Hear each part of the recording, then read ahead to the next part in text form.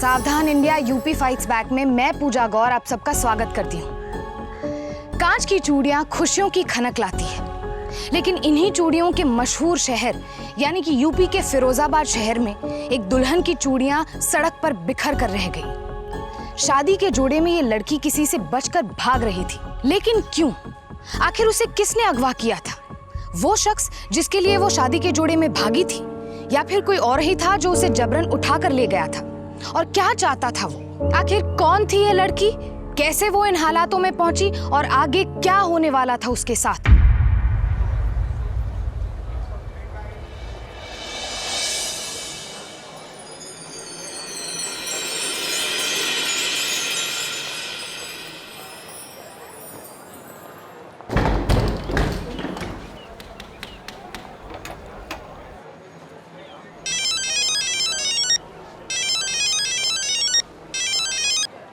Hello, कहाँ हैं आप? सब लोग पूछ रहे हैं और मैं। अरे भाई पहुंच रहा हूँ। वो जया बिटिया के लिए जो मैंने अपने हाथों से चूड़ियां बनाई थी ना, वो दुकान में रह गई थी। आप जल्दी आ जाइए। बस पहुंचा समझो। हेलो। नमस्ते। वो पापा नहीं आए? एक मिनट जरा इधर आइए। एक मिनट।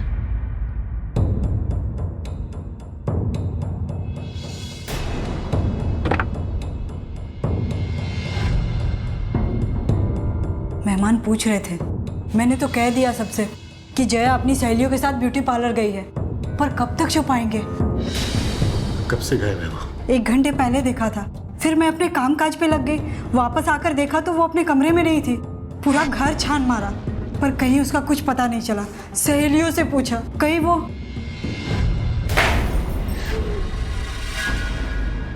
ऐसा मत कहो। अरे दुकान पे जाने से पहले तो हम मिले थे उससे। ऐसा कुछ नहीं होगा, और वो हमारी बेटी है, ऐसा कोई गलत काम नहीं करेगी वहां। लेकिन लोगों को क्या कहेंगे? हम ढूंढेंगे जाके उसे। जब तक हम वापस नहीं आ जाते तुम किसी से कुछ मत कहना, पगड़ी उछल जाएगी। लड़की का मामला है, समझी? मैं आता हूं।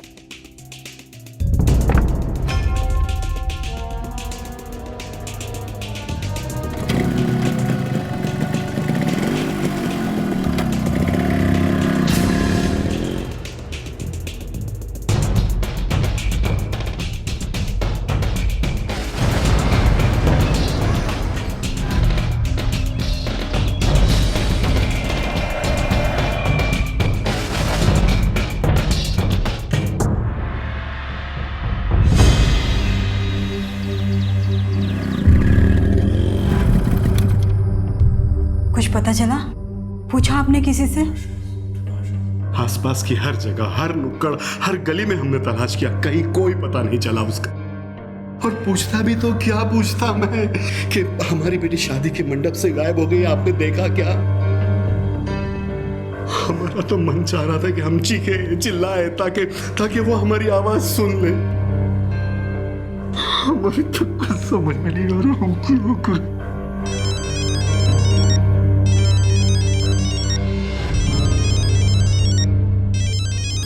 का फोन। हे भगवान, अब क्या होगा? क्या बताएंगे उन्हें?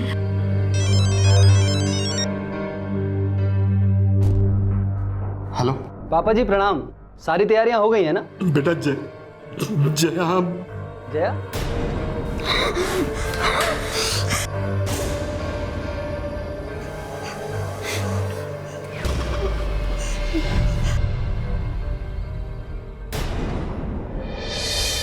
जिसकी बेटी शादी के ऐन मौके पर भाग जाए, उस बाप का क्या हाल होगा? उसकी मां पर क्या गुजरेगी?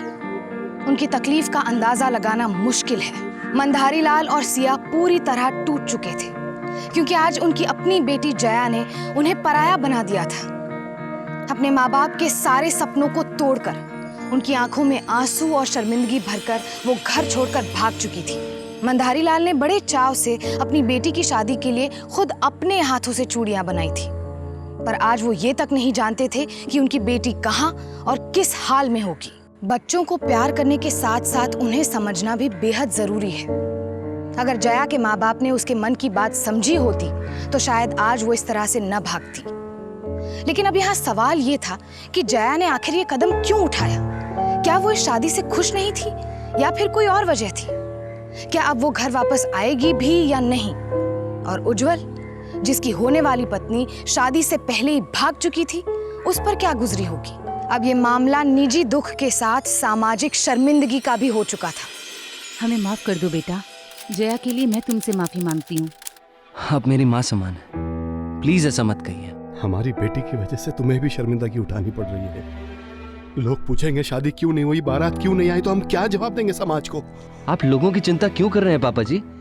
सबसे पहले हमें यह देखना है कि जया जहाँ कहीं भी हो, ठीक हो, सुरक्षित हो, और आप मुझे अपना दामाद नहीं बेटा समझिए। बेटा, मैंने हर जगह तलाश किया उसे, लेकिन कहीं कुछ पता नहीं चला कि वो कहाँ गई, कैसे गई। तो फिर हमें पुलिस के पास जाना चाहिए। नहीं बेटे, अगर पुलिस के पास ये बात गई तो सारे शहर को पता चल जाएगा कि मंदारी लाल की बेटी शादी के मंडप से भाग गई। लेकिन पापा जी, हमारे पास और कोई चारा भी तो नहीं है। पुलिस की मदद से हम जल्द से जल्द ये पता लगा पाएंगे कि जया कहाँ है। दामाद जी सही कह रहे हैं, आप मान जाइए ना। कैसे मान जाऊं मैं सिया? उम्र गुजर गई है मेरी काम करते करते। पैसा कम और इज्जत ज्यादा कमाई है मैंने। पुरखों का नाम मिट्टी में मिल जाएगा। ऐसा कुछ नहीं होगा पापा जी, मैं आपसे वादा करता हूँ कि जया जहां कहीं भी मिलेगी, जिस भी हाल में मिलेगी, मैं थामूंगा उसका हाथ। अपनी पत्नी का दर्जा दूंगा उसे मैं, और समाज में कोई भी आप पर या आपके परिवार पर उंगली नहीं उठा पाएगा। लेकिन इस वक्त मुझे प्लीज पुलिस के पास जाने दीजिए। ठीक है बेटा। जी, जया के साथ आज मेरी शादी थी और बारात पहुंचे उससे पहले ही जया कहीं गायब हो गई। सर, जल्द से जल्द पता लगाइए कि जया कहाँ है, वरना आप तो जानते हैं कि ऐसे मामले अगर समाज में फैल जाए तो इज्जत और आबरू दोनों नीलाम हो जाती है। क्या नाम बताया लड़की के पिता का? जी, मंदारी लाल। उनकी चूड़ियों की दुकान है मेरे गोदाम के पास। मेरी चूड़ियाँ बनाने की फैक्ट्री है। बरसों से जानता हूँ उनको मैं। ये लड़की जया कब गायब हुई है? जी, ये तो नहीं पता, लेकिन बारात निकलने से पहले मैंने उनको फोन किया था और तब जया गायब थी। ठीक है पदम, चलो लड़की के पिता से पूछताछ करते हैं। आखिरी बार मैंने जया को उसके कमरे में देखा था।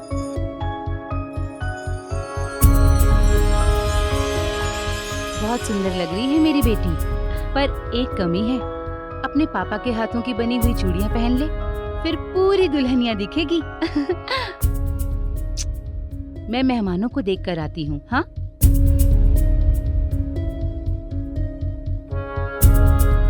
माँ, क्या हुआ बेटा? फिर उसके बाद मैं अपने कामकाज में लग गई। देखिए सर, हमने हमारी बेटी को हर जगह तलाश किया, लेकिन वो कहीं नहीं मिली। सर, आज तक हमारे घर में पुलिस नहीं आई।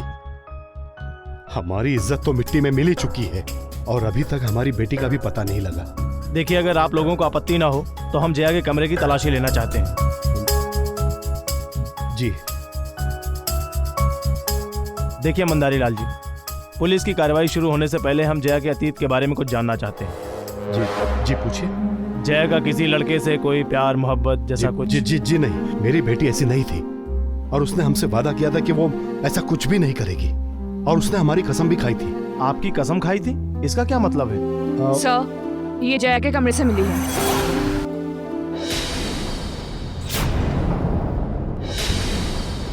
कुछ खास नहीं लिखा है। इसमें लिखा है कि मुझे माफ कर दीजिए, मैं ये शादी नहीं कर सकती। सर जी, ये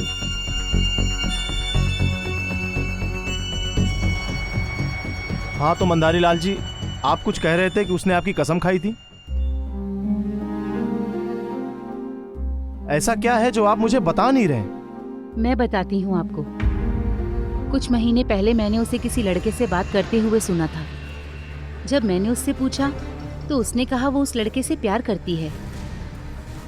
और उससे पूछने के बाद हमको ये पता चला कि वो लड़का हमारी बिरादरी का नहीं है और कुछ ज्यादा खास कमाता भी नहीं था।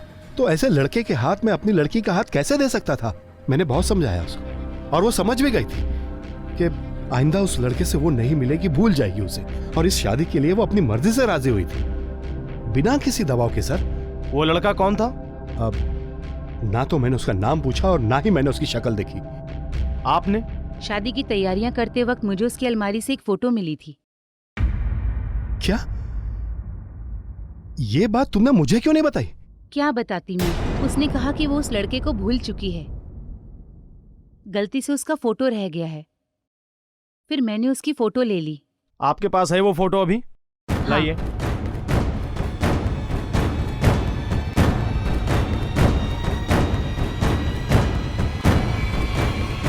सर दिखाइए एक सेकंड।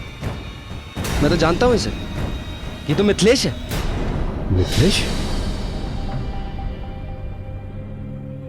आप कैसे जानते हैं इसे? मेरी फैक्ट्री में मजदूरी करता है। छोड़ूंगा नहीं इसे। इसकी जरूरत कैसे हुई मेरी होने वाली बीवी के साथ ये सब करने की? शांत रहिए और आप ऐसा कुछ भी नहीं करेंगे। पुलिस ये तो जान चुकी थी कि जया मिथिलेश से प्यार करती थी, यानी कि ये शादी उसकी मर्जी के खिलाफ हो रही थी और शायद यही वजह थी कि वो शादी से भाग निकली थी। लेकिन अब उसका कहीं कोई अता पता नहीं था। पुलिस उसके बारे में सारी जानकारी जुटा चुकी थी, पर क्या वो उसे ढूंढने में कामयाब हो पाएगी? वो घर से तो भागी थी, पर फिर उसका अपहरण हो चुका था। तो क्या मिथिलेश ने ही ऐसा उसके साथ किया था, या फिर किसी और की नजर भी थी जया पर? ये गुत्थी जितनी आसान दिख रही थी, उतनी आसानी से सुलझने वाली नहीं थी। लेकिन फिलहाल पुलिस के लिए मिथिलेश को पकड़ना सबसे जरूरी था, क्योंकि शायद वही एक शख्स था जो सच जानता था।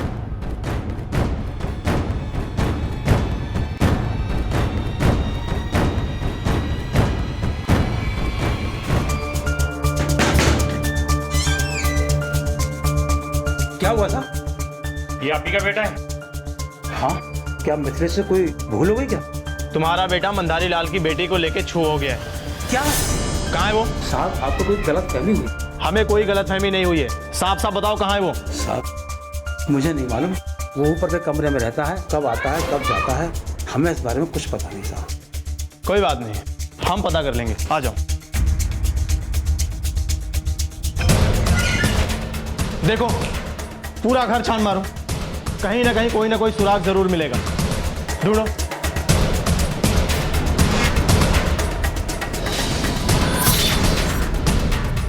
सर ये दुपट्टा, सर जया के माता पिता के स्टेटमेंट के अनुसार जया ने इसी रंग का दुपट्टा पहना था जिस दिन वो घर से भागी थी। कहाँ से आया दुपट्टा है? सच सच बताओ, मिथिलेश कहाँ है? साहब हमें नहीं मालूम मिथिलेश कहाँ है। इस वक्त तो फैक्ट्री में ही होता है। चलो पढ़ो, उज्जवल की फैक्ट्री की तरफ चलो। Yes sir. मिथिलेश वहीं पे काम करता था, हो सकता है वहाँ पे लोगों को पता हो कि कहाँ मिलेगा वो। चलो।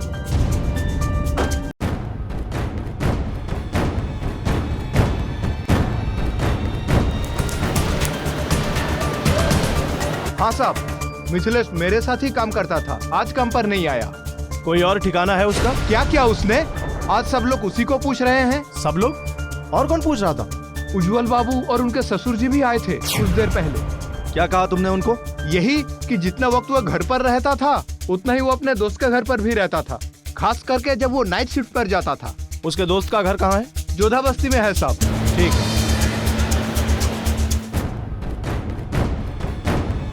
रुक जा वरना नहीं छोड़ूंगा तेरे को। अरे उज्जवल, बता जया का है। मैंने तुझे अपनी फैक्ट्री में काम करने दिया और तूने जया को गायब कर दिया। जया मुझे नहीं पता। उज्जवल बाबू रुक जाओ, छोड़ो। आप कानून को अपने हाथ में मत लीजिए। इसको तो हम थाने लेकर चलेंगे, वहां उगलवाएंगे जया कहाँ है।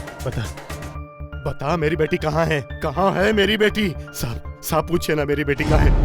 पूछिए ना मेरी बेटी कहाँ है? साहब मुझे नहीं पता जया कहाँ है। झूठ मत बोल, ये दुपट्टा मैं तेरे घर से लाया।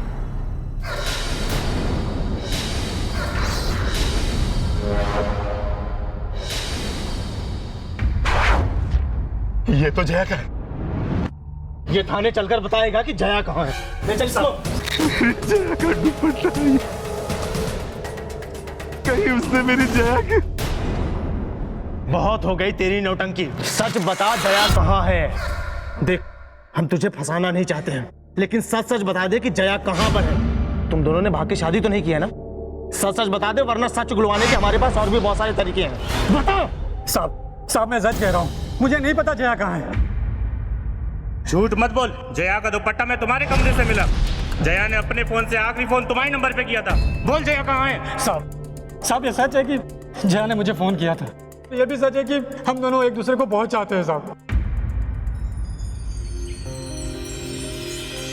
कैसा लग रहा है? बहुत अच्छी। मैं तुम्हारे लिए कुछ लाया हूँ।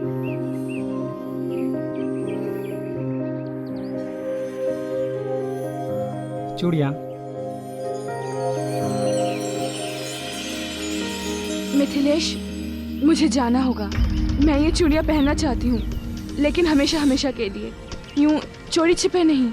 और मैं जानती हूँ कि मेरे पापा हमारी शादी के लिए कभी नहीं मानेंगे। आई एम रियली सॉरी, पर मुझे जाना होगा। मैं ये चूड़ियाँ नहीं ले सकती। साहब, हम दोनों अलग बिरादरी से हैं और मैं मजदूरी करता हूँ। जया के माता पिता नहीं माने और जया अपने माता पिता को दुख नहीं पहुँचाना चाहती थी, इसलिए उसने मुझे सब कुछ भूल जाने को कहा था साहब। लेकिन उस दिन जब जया की शादी थी तो उसने मुझे फ़ोन किया। मिथिलेश, मैं ये शादी नहीं कर सकती। मैं तुम्हारे बिना नहीं जी सकती। मैं जानती हूँ इस शादी से ना ही मैं खुश रहूंगी और ना ही उज्जवल जी। क्या तुम उस पुलिया के नीचे आ सकती हो? हम फिर वहाँ से शहर जाकर कोर्ट में शादी कर लेंगे। ठीक है, मैं आती हूँ। तुम मेरा वहाँ इंतजार करना, मैं बस अभी पहुँच रहा हूँ। हाँ ठीक है। लेकिन जब मैं वहाँ पहुँचा तो वहाँ जया नहीं थी। मैंने बहुत देर इंतजार किया, फिर मुझे लगा कि जया नहीं आएगी, लेकिन बाद में मुझे पता चला कि जया गायब हो गई है, तो मैं घबरा गया साहब। फिर उसका दुपट्टा तुम्हारे घर से कैसे मिला? मुझे नहीं पता साहब, मैंने जया को नहीं देखा। मेरा विश्वास कीजिए साहब। झूठ मत बोल साहब, अगर मुझे जया मिल गई होती तो मैं उसे शहर लेकर भाग जाता। दिन दहाड़े मोहल्ले वालों के बीच में उसे अपने घर क्यों लाता? मैं अपने दोस्त के घर था साहब। आप किसी से भी पूछ लीजिए, किसी ने तो देखा होगा ना मुझे जया के साथ। पापा जी, मैं आपके साथ हूं। मिथिलेश से पुलिस सच उगलवा कर रहेगी, आप चिंता मत करिए। कुछ पता चला जया के बारे में? पुलिस पूछताछ कर रही है मिथिलेश से। हमारी बेटी जया का दुपट्टा मिला है मिथिलेश के घर से। पुलिस सब उगलवा लेंगे उससे। हाँ, मैंने पहले ही कहा था आपसे। तो क्या करूं मैं? अरे मुझे क्या पता था कि मेरी बेटी मेरी कसम खाने के बाद इस तरीके का कदम उठाएगी। मैं तो सिर्फ एक बाप का फर्ज निभा रहा था, खुश देखना चाह रहा था मैं उसे। मुझे क्या मालूम था कि हमें अपनी बेटी खोनी पड़ जाएगी। मिथिलेश के कमरे से मिली जया की चुनरी इस बात का सबूत थी कि जया के भागने से उसका सीधा ताल्लुक था, और इसी आधार पर पुलिस ने उसे गिरफ्तार कर लिया था। वो बार बार यही कह रहा था कि उसे नहीं पता कि जया की चुनरी उसके कमरे में कैसे पहुंची। तो क्या मिथिलेश झूठ बोल रहा था, या फिर जया के गायब होने के पीछे कोई और ही रहस्य था?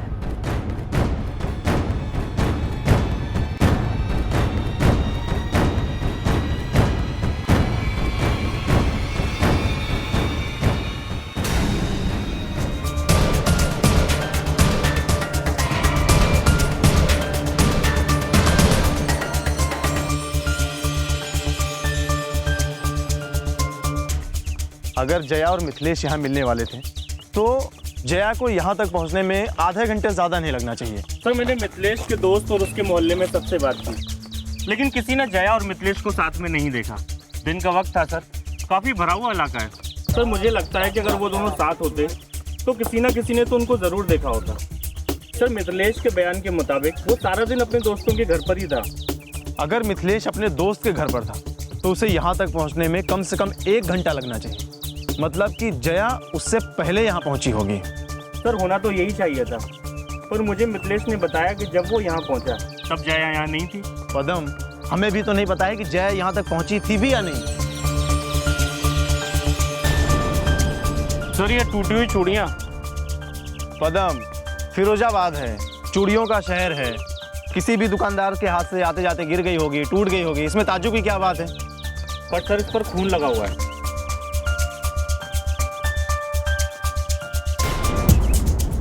अगर ये मान भी लिया जाए कि ये जया का खून है तो क्यों?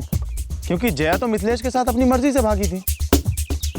लेकिन ये सच में अगर जया का खून है तो इसका मतलब है कि जया के साथ में ज़बरदस्ती हुई है, और उसी ज़बरदस्ती में ये चूड़ियाँ टूटी हैं और उसके हाथ का खून इसमें लगा है।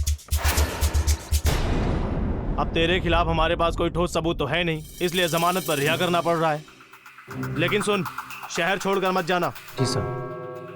साहब, मेरा विश्वास कीजिए, मैं भी पता लगाना चाहता हूँ कि जया कहाँ है। और मैं भी। चल निकल, अभी ले जाओ इसे। जी सर। सर, आपको क्या लगता है, क्या जया को गायब करने में मिथिलेश का हाथ है? पदम, जब तक जया मिल नहीं जाती है, जया से जुड़े हुए हर आदमी पर हमें शक है, और ये मिथिलेश पर कड़ी नजर रखो। अगर इसने जया को कहीं छुपाया है तो ये उससे मिलने की कोशिश करेगा जरूर। फिलहाल हम लोग जया के पिता से फिर से पूछताछ करते हैं। देखिए, हमने कड़ी छानबीन की है। अगर दिन दहाड़े मिथिलेश जया को अपने ऊपर वाले कमरे में ले गया होता जहां पर हमें वो दुपट्टा मिला है, तो उसके मोहल्ले में किसी ने तो जरूर देखा होता। अब हम ये तो नहीं कह सकते हैं कि वो दुपट्टा वहां पर कैसे पहुंचा, लेकिन हमें पुरानी पुलिया पर कुछ टूटी हुई चूड़ियां मिली पदम, और इस पर खून भी लगा हुआ है। ये तो मेरी जया की चूड़ियां हैं। उस दिन इसने यही चूड़ियां पहनी हुई थी। देखिए आप लोग धीरज रखिए, हम जया की तलाश कर लेंगे। आप कब तक दिलासा देते रहेंगे, कब तक?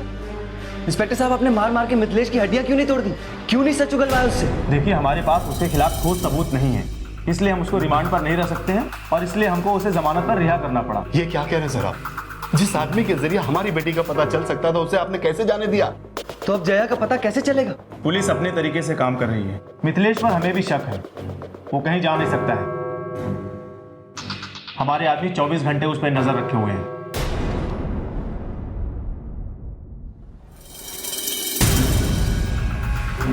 सर मिथिलेश अभी अपने घर पर ही है और हमारे आदमी भी वहीं पे हैं। जब तक मिथिलेश कुछ बताता नहीं है, हम हाथ पर हाथ रखे नहीं बैठ सकते। जया का पता लगाने के लिए कुछ ना कुछ गणित तो भिड़ाना पड़ेगा। पदम, हम जया का मिनट बाई मिनट ग्राफ बनाते हैं। जया की मां ने दिन में 11 बजे जया को आखिरी बार यहाँ देखा था। जया ने 11:30 बजे मिथिलेश को फ़ोन किया था। उस समय मोबाइल GPS के हिसाब से मिथिलेश अपने दोस्त के घर पर था यहाँ। ये वो पुलिया है जहाँ पर मिथिलेश और जया मिलने वाले थे। मिथिलेश अगर अपने दोस्त के घर से इस पुलिया पर आता है तो उसे लगेगा कम से कम 1 घंटा, मतलब वो 12:30 बजे यहाँ पहुँचा होगा। उस समय जया यहाँ नहीं थी। सर जया के घर से इस पुलिया का सबसे नजदीक रास्ता ये है जहाँ इतने लोग भी नहीं रहते। सर इस मैप के अनुसार तो जया को 12 बजे इस पुलिया पर आ जाना चाहिए था। और मिथिलेश के हिसाब से जब वो 12:30 बजे यहाँ पहुँचा तो जया यहाँ पर नहीं थी। इसका मतलब है कि कोई और है जिसे जया के बारे में पता था कि वो इस पुलिया पर आने वाली है। या तो किसी ने जया का पीछा किया होगा या फिर कोई वो जिसे जया के बारे में सब कुछ पता है।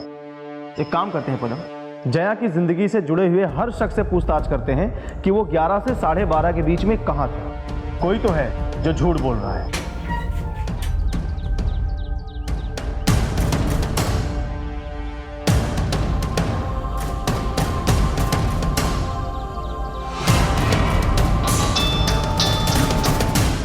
सर इस समय मिथिलेश बस अड्डे पे है सर, लगता है भागने की कोशिश कर रहा है सर। सर आप कहें तो उसे अरेस्ट कर लें? नहीं नहीं, सिर्फ उस पर नजर रखो।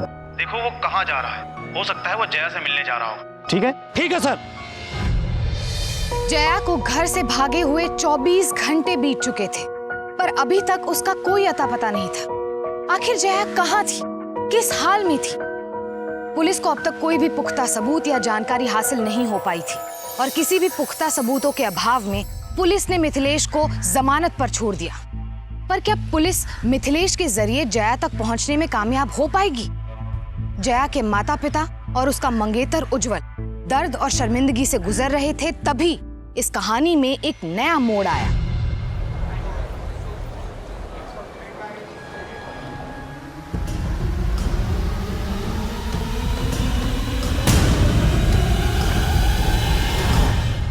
क्या मंदारी लाल की किसी से कोई दुश्मनी थी या कोई ऐसा था जो जया को नुकसान पहुंचाना चाहता हो? सर बाजार में ये अफवाह फैली हुई है कि कुछ वक्त पहले जया ने बीच मार्केट में किसी को थप्पड़ मारा था।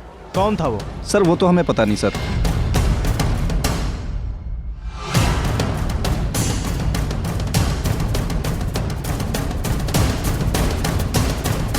उज्जवल जी, जिस वक्त जया गायब हुई उस वक्त आप कहाँ थे? देखिए एक रूटीन इंक्वायरी है, इसलिए हमें आपसे भी पूछताछ करनी पड़ेगी। उस दिन मेरी शादी थी, मैं यहीं पर घर पर था, बारात लेके निकलने वाला था, और कहाँ रहूंगा मैं? मैंने आपके घर में आए हुए लगभग हर मेहमान से पूछताछ की है, किसी ने भी आपको 11:30 से 12:30 के बीच में घर में नहीं देखा। क्या कहना क्या चाहते हैं आप? मैं ठीक से समझ रहा हूँ आपके इस गेम को। आप मुझसे सवाल जवाब कर रहे हैं, इसका साफ मतलब है कि आप मुझ पर शक कर रहे हैं। क्या मेरी मंगेतर गायब है और आप मुझे को परेशान कर रहे हैं? देखिए मैं आपके इन बेहुदा सवालों का जवाब नहीं देना चाहता। आपको जो भी कानूनन कार्रवाई करनी है आप कीजिए, लेकिन मैं अब और एक शब्द नहीं बोलूंगा। अरे उज्जवल साहब, आप तो खामखा गुस्सा हो गए, मैं तो ऐसे ही पूछ रहा था। खैर, आप जरा ठंडे दिमाग से सोचिए कि आप उस वक्त कहाँ थे, शायद आपको याद आ जाए। हम फिर मिलेंगे। Thank you.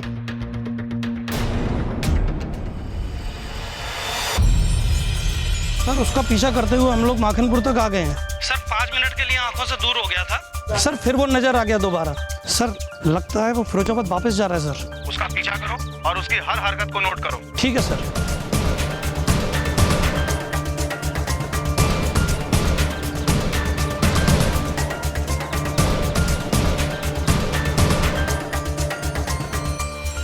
पता चला जया के बारे में? कहाँ है वो? हम तलाश कर रहे हैं। जया के गायब होने के दौरान 11:30 से 12:30 के बीच में आप लोग कहाँ थे? देखिए, ये सवाल मैं सबसे पूछ रहा हूँ ताकि हमें कुछ तो सुराग मिले, कुछ तो पता चले। और यही सवाल पूछने के लिए हम उज्जवल जी से भी मिले थे, मगर उन्होंने हमारे सवाल का जवाब नहीं दिया। वो गुस्सा हो गए। ये क्या कह रहे सर आप? हमारे बेटे जैसे दामाद पर शक कर रहे हैं? मंधारी लाल जी, शक नहीं कर रहा हूँ, सिर्फ सवाल पूछ रहा हूँ। जरूरी है। 11:30 और 12:30 के बीच में वो हमारे साथ थे।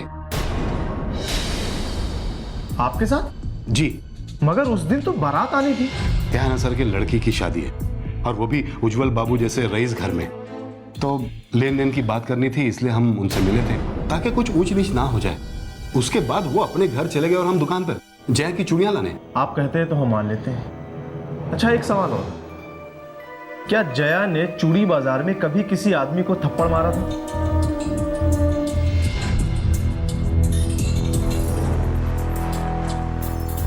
जी सर। लेकिन आप ऐसा क्यों पूछ रहे हैं? कहीं उसने जया को? हो सकता है। अरे नहीं साहब, वो तो लखन सिंह था।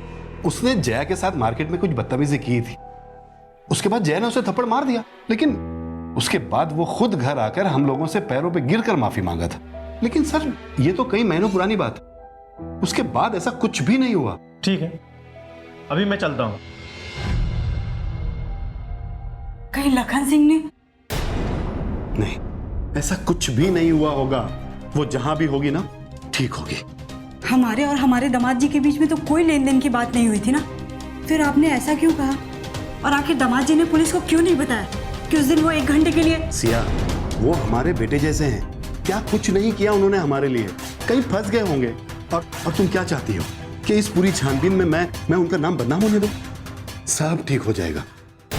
तो मैंने पुलिया के दोनों रहते लोगों से बात की, लेकिन किसी ने जया और मिथिलेश को देखा ही नहीं। सर, एक दुकानदार ने वहाँ किसी झगड़े की आवाज़ सुनी।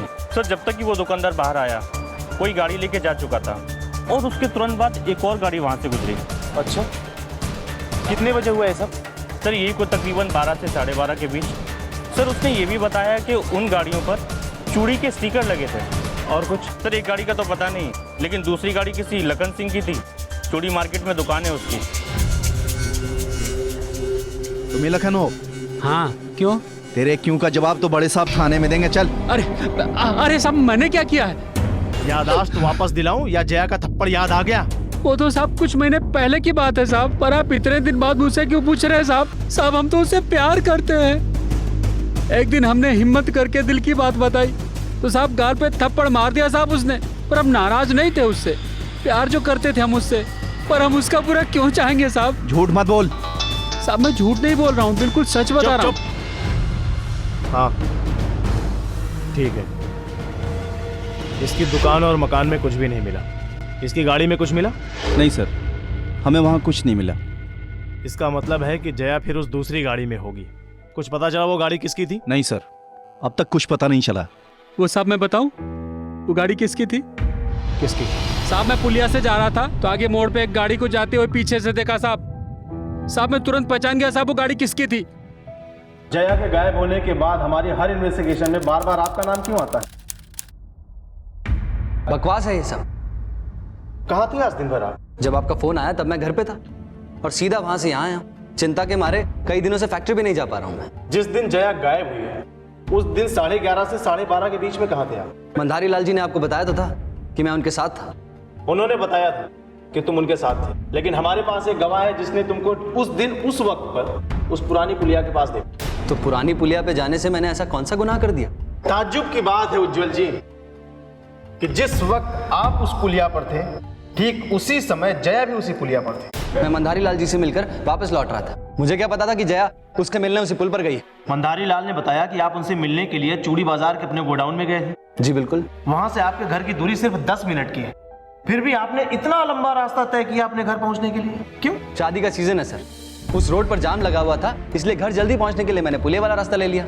और ये क्या उल्टे सीधे सवाल पूछ रहे हैं आप मुझसे? थोड़ा तो कॉमन सेंस लगाइए कि मैं अपनी मंगेतर को शादी के दिन क्यों गायब करूं? हमारा कॉमन सेंस तो ये कहता है कि आपको जया और मिथिलेश के बारे में खबर हो गई थी और आपने गुस्से में आकर। झूठ है ये सब। अगर मुझे जया को गायब करना ही होता तो मैं आपके पास कंप्लेंट लिखवाने क्यों आता? आपको जया मिल नहीं रही है, इसका मतलब आप मुझ पे कोई भी आरोप थोपते रहेंगे।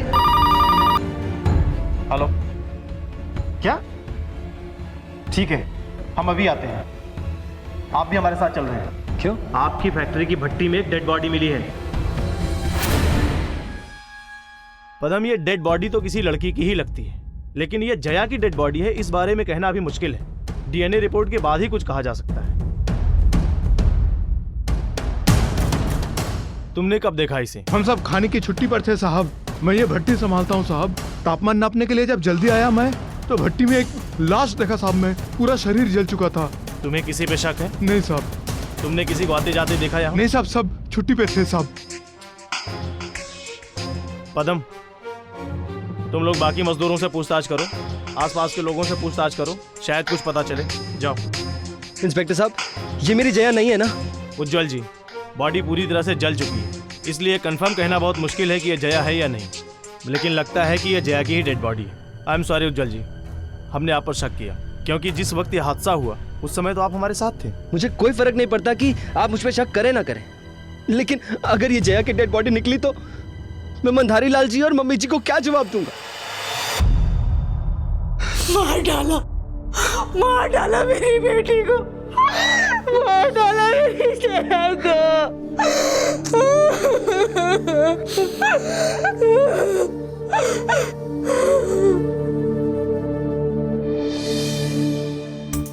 हमने जया के कमरे से मिले हुए फिंगरप्रिंट्स को लाश के फिंगरप्रिंट से मैच किया है। ये बॉडी जया की ही है। सर, कुछ पता चला? ऑटोप्सी भी बाकी है, लेकिन लाश की पहचान हो गई है। लाश जया की ही है। सर, मैंने फैक्ट्री के मजदूरों से बात की। सर, उन्होंने मुझे बताया कि उन्होंने मिथिलेश को फैक्ट्री के आसपास नशे की हालत में देखा। ये साबित हो चुका था कि उज्जवल की फैक्ट्री से मिली अधजली लाश जया की ही थी, यानी कि जया की हत्या हो चुकी थी, और वो भी इतनी बेरहमी से। तो आखिर उज्जवल का इन सबसे क्या लेना देना था? पुलिस को अब असली गुनहगार और उसके हत्यारे तक पहुंचना जरूरी था। मंधारी लाल के दिए गए बयानों के अनुसार उज्जवल उनके बेटे जैसा था। लखन पहले ही अपनी गलती की माफी मांग चुका था और मिथिलेश के खिलाफ एक भी सबूत नहीं था। तो आखिर इन सब के पीछे कौन था, और क्या पुलिस मौजूदा सबूतों के आधार पर असली गुनहगार तक पहुंचने में कामयाब हो पाएगी? मैं नशे की हालत में घर नहीं जाना चाहता था, इसलिए मैं फैक्ट्री गया था अपने दोस्त से उसके घर की चाबी मांगने के लिए। जैसे मैं पीछे के दरवाजे से जाऊं, उज्जवल वहां अपनी गाड़ी लेकर गुजर रहा था। उसने मुझे देखा और गुस्से में बहुत मारा साहब। सच सच बोल, कहानी मत बना। उज्जवल कल फैक्ट्री गया ही नहीं, सच बोल वरना मार डालो साहब, फांसी पर चढ़ा दो, कोई फर्क नहीं पड़ता। जब मेरी जया ही नहीं रही तो मैं जीकर क्या करूंगा साहब। लेकिन मैंने आज तक जो भी कहा सब सच कहा साहब, सब सच कहा। मिथिलेश कह रहा है कि कल उज्जवल ने उसे फैक्ट्री में पीटा। उज्जवल कह रहा है कि वो कल फैक्ट्री गया ही नहीं था, वो घर से सीधे पुलिस स्टेशन में आ गया। अब समझ में नहीं आ रहा है कौन सच बोल रहा है कौन झूठ बोल रहा है। मैं समझा नहीं, आप कह रहे हैं कि जया की मौत कल नहीं हुई? जी, जया की मौत ठीक उसी दिन हुई थी जिस दिन जया गायब हुई थी। जो हाथ जला नहीं था उसमें कांच की चूड़ी के छोटे छोटे टुकड़े इतने गड़े हुए थे मानो किसी ने उसे कांच की चादर पर लिटाया हो। ये भी तो हो सकता है कि जब उसकी लाश को भट्टी में डाला गया हो तो ये टुकड़े तब गड़ गए। नामुमकिन, ये टुकड़े उसकी चमड़ी की मांसपेशियों को काट कर गहराई तक गड़े हुए थे। सर, ये एक ही सूरत में हो सकता है। लाश को कातिल ने कांच के चूरे के साथ किसी एयरटाइट बैग में बंद कर रखा हो, ताकि बदबू न फैले। जी, और कुछ केमिकल भी उसकी चमड़ी से मिले। ये केमिकल कांच की चूड़ियों में रंग बनाने के लिए उपयोग किया जाता है। मतलब ये है कि जया को जिसने भी मारा है वो कांच की चूड़ियों के बिजनेस से जुड़ा हो सकता है। जी हाँ, सबूत तो इसी ओर इशारा करते हैं। मुझे बस अपनी बेटी को विधि पूर्वक विदा करना है, उसका अंतिम संस्कार करना है। प्लीज संभालिए अपने आप को। उज्जवल बाबू, मिथिलेश तो सच नहीं बोल रहा है, आप क्यों नहीं बोल देते? क्या क्या मतलब है आपका? आप जरा अपनी गाड़ी की चाबी देंगे?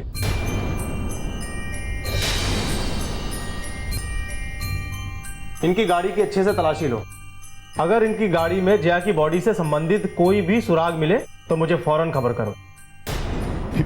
ये क्या कह रहे हैं सर आप? बताता हूं।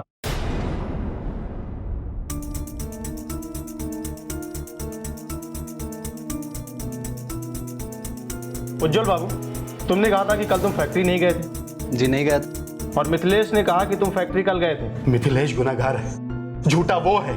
उसके कहने पर आप ये कैसे बोल सकते हैं कि उज्जवल गुनाहगार है? इल्जाम नहीं लगा रहा हूं मंधारी लाल जी, साबित भी करूंगा।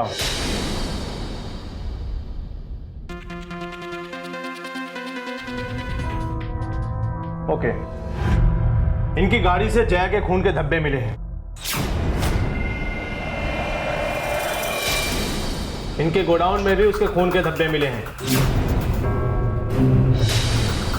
उज्जवल बाबू, सच यहां बोलेंगे या घसीट कर थाने ले चलूं तब बोलेंगे? उज्जवल, क्या ये सच है? बताओ। मैंने नहीं मारा जया को। मैंने तो बस मदद की थी। किसकी मदद की थी? किसने मारा उसको? हमने मारा हमारी जया को।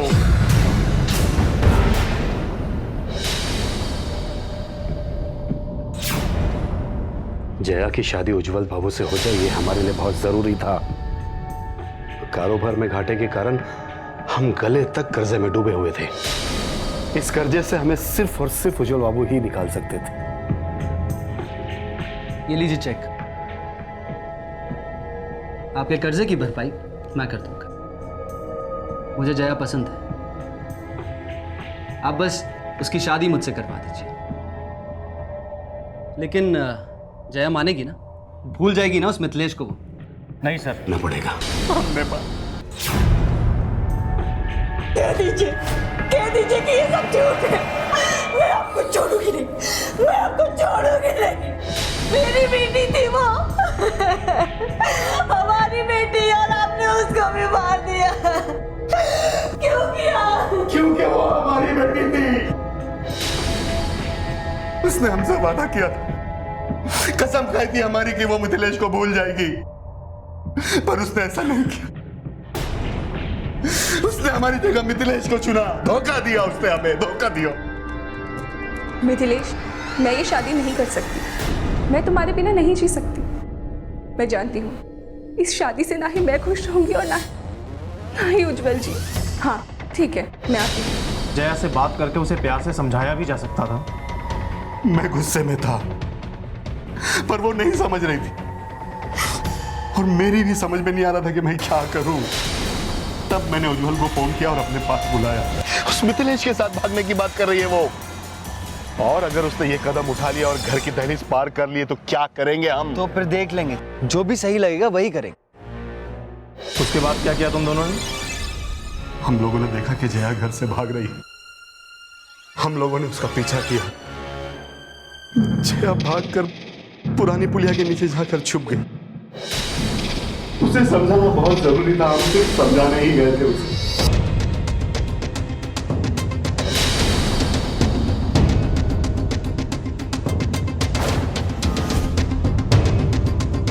मिथिलेश के प्यार में पागल हो गई थी वो। मिथिलेश का नाम लेकर बार बार नौटंकी कर रही थी। इस हालत में हम उसे घर कैसे लाते? तुम्हें उस लड़के को भुलाना ही होगा बेटा, वो तुम्हारे लायक नहीं है।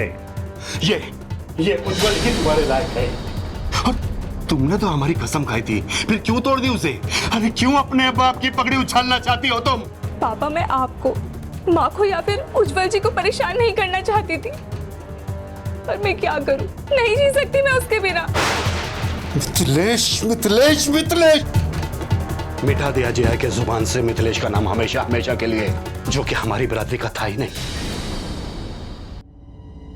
मिथिलेश की वजह से जया मुझसे शादी नहीं करना चाहती थी, इसलिए जया की मौत के लिए मैं मिथिलेश को फंसाना चाहता था।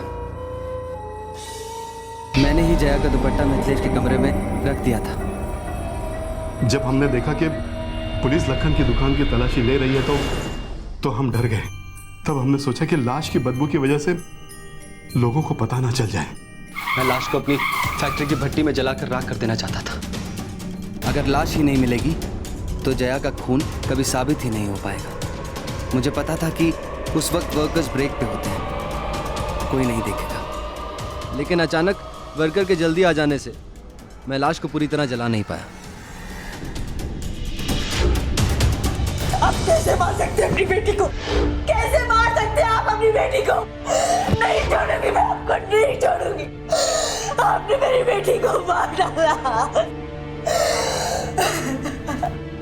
तुम लोगों ने एक निर्दोष लड़की को सिर्फ इसलिए मार दिया क्योंकि वो जिंदगी को अपने तरीके से जीना चाहती थी, अपनी आजादी से, अपनी पसंद से। अगर मेरे हाथ कानून से बंधे ना होते तो मैं तुम दोनों की तो इन दोनों को हटाओ मेरे सामने से। मीना,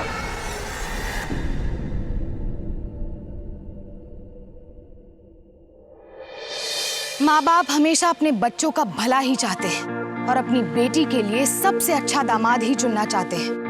पर जिसकी शादी है, क्या उसे इतना हक भी नहीं कि वो अपनी जिंदगी का सबसे अहम फैसला खुद कर सके? और उसे जन्म देने वाले को ये हक किसने दिया कि वो उसके जीने का अधिकार ही छीन ले, वो भी समाज में अपनी झूठी इज्जत के चलते? मंधारी लाल को सिर्फ समाज में अपनी झूठी इज्जत की ही नहीं, बल्कि अपने बिजनेस का भी ख्याल था। वो इस शादी के जरिए अपने कारोबार में फायदा चाहते थे। आखिर ये कैसा प्यार हुआ जो अपनी बेटी की खुशियों का सौदा कर रहा था? मंधारी लाल को अपनी बेटी की हत्या करने के जुर्म में आईपीसी की धारा 302 के तहत उम्र कैद की सजा सुनाई गई और उज्जवल को इस हत्या में शामिल होने के लिए आईपीसी की धारा 120B के तहत 7 साल की सजा सुनाई गई। सबसे बड़ी हैरानी की बात तो यह है कि ऑनर किलिंग के मामले में कानून की सख्ती होने के बावजूद इन हत्याओं और जुल्मों का सिलसिला नहीं रुक रहा। कानून अपना काम कर रहा है, पर समाज के नागरिक होने के नाते ये हमारी भी जिम्मेदारी बनती है कि हम लोगों को उनके बच्चों के प्रति ऐसा कोई भी गलत कदम उठाने से रोकें। शिक्षा और जागरूकता के जरिए ही ऑनर किलिंग के इस शर्मनाक अपराध को रोका जा सकता है। फिर होगी आपसे मुलाकात जुर्म से जंग की ऐसी ही बेमिसाल कहानी के साथ। तब तक सावधान इंडिया, यूपी फाइट्स बैक। जुर्म से जंग जारी है, अब यूपी की बारी है। तो सावधान